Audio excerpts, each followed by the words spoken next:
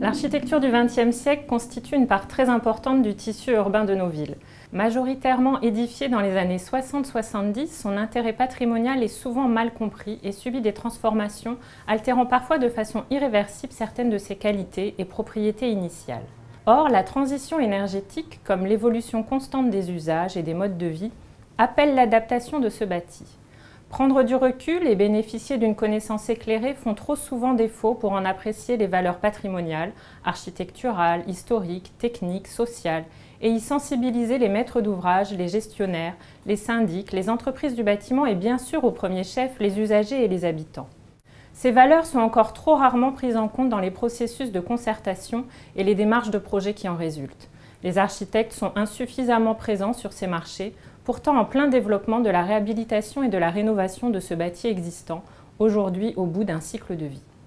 Comme tous les programmes incitatifs pluriannuels de recherche lancés par le ministère de la Culture depuis 2002, il s'adresse à la communauté des enseignants-chercheurs des écoles nationales supérieures d'architecture, à qui il appartient de constituer, pour candidater, l'équipe pluridisciplinaire avec les partenaires de leur choix, et il encourage sur un sujet prioritaire du ministère de la Culture, pour lequel les attentes sont fortes, le développement d'approches nouvelles et audacieuses articulant des pratiques de recherche avec des pratiques pédagogiques et professionnelles. 3 objectifs principaux président en 2016 au lancement du programme incitatif pluriannuel de recherche Architecture du XXe siècle, matière à projet pour la ville durable du XXIe siècle. Le premier objectif est de répondre aux attentes des milieux professionnels et opérationnels concernés. Plus précisément, il s'agit d'encourager le développement de méthodes et d'outils, d'une part d'aide à la décision, depuis le diagnostic notamment énergétique jusqu'au chantier, et d'autre part d'appui à la médiation entre les acteurs institutionnels, opérationnels et les citoyens. Le second objectif est de conforter les politiques publiques en faveur de l'architecture du XXe siècle, particulièrement la politique du label Architecture contemporaine remarquable, mise en œuvre par le ministère de la Culture à l'échelon régional. L'appui attendu est ici autant en termes d'apport de connaissances nouvelles sur cette architecture et l'intérêt de sa labellisation, que de conseils et d'outils pour accompagner en amont les projets sur des édifices labellisés ou potentiellement labellisables. Enfin, le troisième objectif vise, sur ce sujet de l'adaptation de l'architecture du XXe siècle, à inciter les enseignants-chercheurs des écoles nationales d'architecture à s'emparer de nouveaux sujets de recherche et à faire en sorte qu'ils aiguillonnent et stimulent le développement d'enseignements et de pratiques pédagogiques fondées notamment sur des expérimentations in situ et des dynamiques partenariales. Ce programme incitatif a été conduit pendant 5 ans, en lien avec le ministère de la Transition écologique, le ministère de la Cohésion des territoires et des relations avec les collectivités territoriales, l'Union sociale pour l'habitat, la Caisse des dépôts et consignations, le PUCA, programme REA, et l'Agence nationale pour la rénovation urbaine. 15 experts, pour moitié architectes, constituaient son comité scientifique. Je salue ici leur engagement et leur implication au fil des sessions et les remercie pour leurs conseils, leurs analyses et leurs propositions qui ont guidé les décisions du comité de pilotage ainsi que bien sûr leurs expertises pointues à chaque étape de rendu des recherches. 2 volets successifs ont caractérisé ce programme.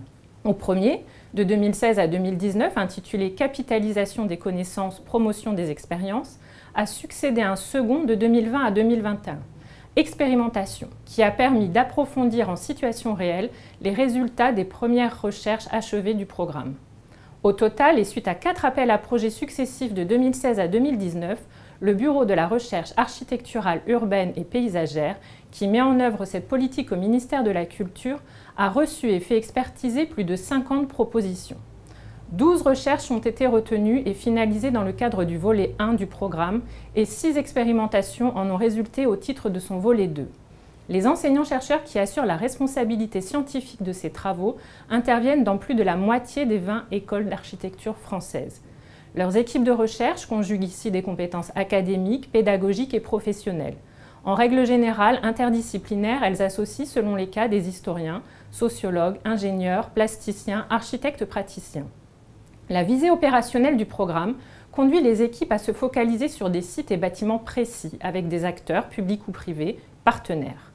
Les 12 recherches portent majoritairement sur des ensembles de logements collectifs des années 60-70, certaines sur des équipements publics, culturels, hospitaliers ou scolaires, d'autres encore sur des territoires diversifiés comme les villes moyennes, centres-bourgs, quartiers pavillonnaires. Chaque recherche donne lieu à des partenariats spécifiques, collectivités locales, bailleurs sociaux, copropriétés, syndics ou habitants, associations, DRAC, CAUE, institutions culturelles, universités, entreprises ou encore bureaux d'études techniques. Les expérimentations conduites à partir de 2019 dans le cadre du volet 2 du programme sont de 2 types.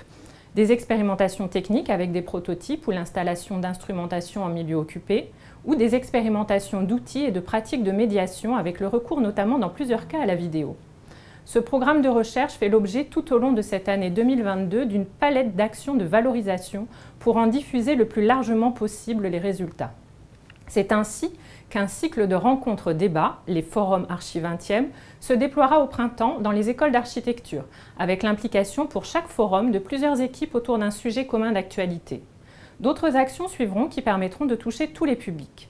Une collection de films courts et de capsules vidéo, une par recherche, sera prochainement en accès libre sur Internet. Un ouvrage collectif paraîtra aux éditions du patrimoine dans la collection Recherche et architecture avec des contributions des enseignants-chercheurs mobilisés et des experts du programme.